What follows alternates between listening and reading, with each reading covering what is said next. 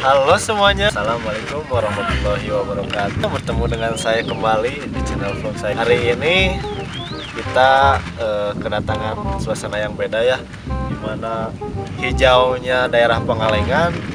Tambah kita akan sharing session nih tentang orang yang mau pergi ke Jepang, guys. Saya lagi di rumah deh guys. Jangan lupa like, comment, and subscribe. Ini rekan saya Hadi Mulyaguna.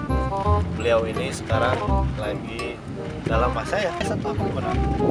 Les sih alhamdulillah udah selesai. Oh, lesnya sudah selesai.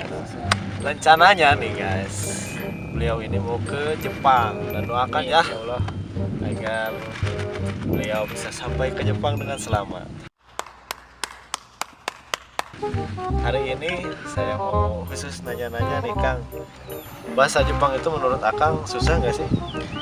Menurut saya pribadi sih lumayan susah ya, terutama ketika kita menulis kanji. Kanji itu apa? Kanji Mungkin itu, teman YouTube belum pada tahu nih. Nah, kanji itu jadi kayak bahasa serapan dari Cina. Dari Cina. Berarti ada sangkut pautnya dengan Cina ya? Nah, Bahasa iya, Jepang itu ya? iya. Nah, untuk pembelajaran sendiri, les di mana? Di Bandung. Oh, tempatnya di Bandung, guys. Nah, untuk berbahasa Jepang sendiri nih, Kang. Kang sekarang di Bandung ya posisinya. Iya. Untuk belajarnya itu metodenya apakah belajar online atau gimana, Kang? Offline.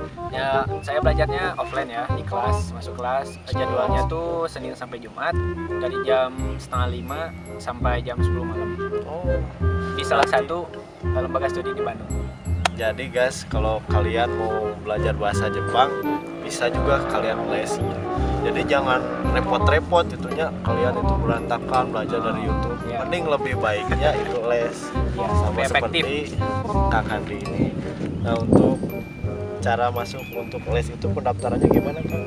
Kalau daftar sih tinggal kita ke webnya, terus nanti ada nomor WA di situ, kita tinggal ngechat adminnya di situ ada nomor WA-nya. Oh, langsung pendaftaran langsung datang ke sana ya? Nah iya, bisa datang langsung atau kita ngechat adminnya dulu gitu loh.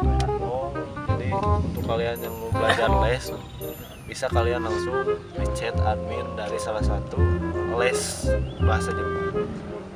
Nah, untuk Kang sendiri sih sudah sampai mana Kang di untuk pembelajaran bahasa Jepang? Apakah sudah bisa membaca atau memahami saja gitu, atau sudah bisa berbahasa Jepang? Kalau untuk berbicara sih masih sedikit gitu ya, karena saya kan belajar cuma 5 bulan gitu. Oh, 5 bulan waktunya Nah, guys. Ya, makanya di kesempatan nanti bulan Juli tahun ini saya mau rencana lanjut belajar ke Jepang gitu, belajar langsung bahasanya di sana biar lebih lancar gitu. Jadi emang banyak teman-teman saya juga guys yang mereka itu belajar dari nol itu. Ketika mereka mau pergi ke Jepang untuk bekerja, mereka dididik dulu, disekolahkan dulu. Nah, ini ada Kang Handi, beliau rela untuk les bahasa Jepang di Bandung. Di Bandung. Tempatnya di mana, Kang? Di Jalan Sokat. Jalan Sokat. Kalian bisa langsung datang ke sana ke Jalan Sokat. Jadi nggak usah repot-repot ya Kang ya. Kalau udah ada studinya kan untuk tempat pembelajaran karena udah tertata cara belajarnya itu biar efektif seperti Iya, apa. lebih efektif. Jadi untuk Kang Hadi sendiri rencana nih ketika sudah menguasai bahasa Jepang, apakah mau buka tempat les sendiri ataukah nanti pergi ke Jepang ya? Kalau saya ntar setelah beres sekolah di sana, bagi saya rencananya mau kerja dulu. Ya, kerja dulu di sana berarti. Iya, di sana. Berarti emang Jepang itu salah satu negara yang paling diminati oleh orang-orang Indonesia ini seperti Kang Hadi. Jadi untuk kalian orang Jepang sendiri terkenal ya Kang ya tentang kebiasaannya, kedisiplinannya. Untuk orang Indonesia pasti agak keteteran gitu kan kalau kerja di sana juga, karena disiplinannya itu sangat luar biasa gitu dijaga oleh. Nah, untuk Kang Hadi sendiri yang paling tahu itu tentang Jepang itu apa sih Kang? Yang paling tahu dari ini cara pengelolaan sampah di sana itu sangat luar biasa. Cara pengelolaannya Ya, apakah pakai mesin atau diolah manual atau gimana kan? di sana tuh dipilih sama ada ya petugasnya di sana. Jadi tiap sampah tuh dibedakan antara yang bisa didaur ulang gitu. Jadi kayak sampah kering, sampah basah, contohnya kayak kaleng atau sisa makanan gitu, masing-masing itu tempat sampahnya. Oh, masing-masing. Jadi sebenarnya di Indonesia sendiri sudah dimulai ya pemisahan sampah, itu ada sampah organik dan anorganik. Tapi di Jepang itu sudah menjadi kebiasaan, jadi sehari-hari ya. Lebih spesifik gitu. Sudah sehari-hari mereka itu membiasakan cara yang baik dalam mengelola sampah, yaitu dalam proses awalnya memisahkan untuk para pembuang sampah ya. Nah, terus di sana tuh jadi kayak ada tiap harinya tuh ada jadwal untuk pembuangan sampah. Misalkan sampah yang kering dibuangnya di hari ini, nanti sampah basah di hari ini. Dan jadwalnya tersendiri.